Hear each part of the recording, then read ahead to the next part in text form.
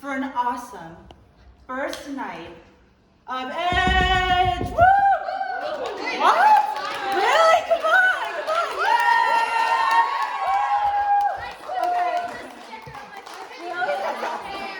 Okay, so if you were not here last week, what I'm going to just quickly explain to you is that every Wednesday we're going to meet at 6:30. Yes. Girls who are playing pool, do you mind sitting down? Thank you so much. And once we meet at 6:30, we're going to do an opening activity like we did to just get to know each other and do something fun. I'll give a talk. That will be like 5-8 minutes. Then you'll go into your small group based on your grade. And then for those that are in 8th grade, you can stay for pizza with the high schoolers afterwards once we're done. In 8th grade, my 8th graders, okay? Sorry, one more year. All right, good. So we'll talk about that at the end for those that want to stay. All right, so tonight, can someone tell me the question that we're trying to answer? Who is Jesus? Exactly, who is Jesus? So, Emily, please. Can someone tell me who's in the arms of St. Joseph?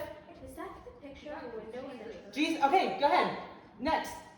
Just call it out. Who's this on the cross? Jesus. Yeah? Who's this in the tabernacle? Jesus. Who's this in the monstrance? Jesus. Exactly. So, the question is, who do you say that I am? If you were at Mass on Sunday, this is what the gospel reading was about. Yes, it was. Good. So Jesus had asked, who do you say that I am? And so I pose the same question to all of you tonight. Is he your friend? Is he your buddy? Is he your brother? Is he your savior? Is he someone that you actually don't even know at all? So we're going to try to figure that out tonight. So Jesus, not to get too theological, because sometimes it's hard for us to understand the one person and two natures of Christ, but as just a brief explanation, Jesus was one person. He was fully man. He came in the form of a baby like all of us did. But what makes us different than Christ is that he also was divine. So does anyone know what I'm talking about when I say he was divine? What does that make him? The Son of God. Exactly. So one person, two natures, human and divine. But he still had feelings and emotions like each and every one of us do here tonight. So, some basic facts about who Jesus was. Christ was born in Bethlehem. He was born in the most humble of ways in a stable. He wasn't born to some rich family or in the fanciest hospital you could find. He was born in a stable. And he was born to Our Lady Mary, who we see on the wall over here, and to our foster father, Joseph. All right, so now these are quotes from the Catechism of the Catholic Church. Has anyone heard of the Catechism of the Catholic Church? All right, I'll take it. A couple people. Awesome.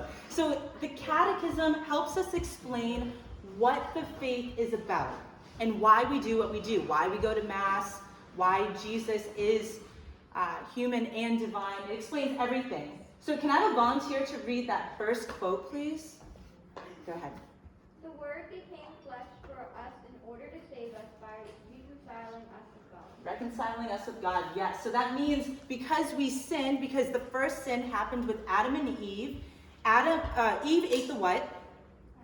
Apple. And so she sinned because she was trying to be like who? Like God. She wanted power like God because the serpent, the snake, tempted her and said, you could be like God. All you have to do is eat this apple, and she did.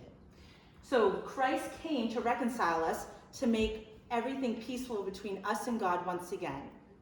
Second quote, who'd like to read this? The Word became flesh so that thus we might know God's love. So God is? God's love. God is love. So we get to see tangibly right in front of us in the flesh, love, which is Christ. Third quote.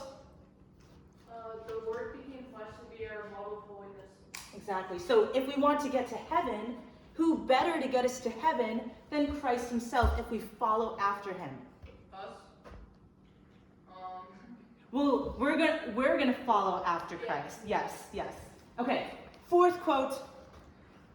The Word became flesh to make us partakers of divine nature. So we become in greater unity every time we receive Jesus at Mass. We receive him in the host, in the form of bread, we become closer and closer unified with him. And so, Christ died, he rose from the dead, ascended into heaven, but it doesn't stop there because he still lives among us. Again, those pictures that I showed in the beginning, we can find him at Mass, we can find him in the tabernacle, we can find him at adoration. He's still here with us. So my question, Jesus so badly wants to be in a relationship, in a friendship with you. Are you willing to have a friendship with him? So that is our theme of the year, friendship with Christ. And the hope is that you don't just become friends with Christ at the end of this year, but also with those that you're sitting with tonight. So at this point, I'm going to let each and every one of you know which groups you will be in by grade, and then we'll come back in about 30 minutes. So that is my talk for all of you.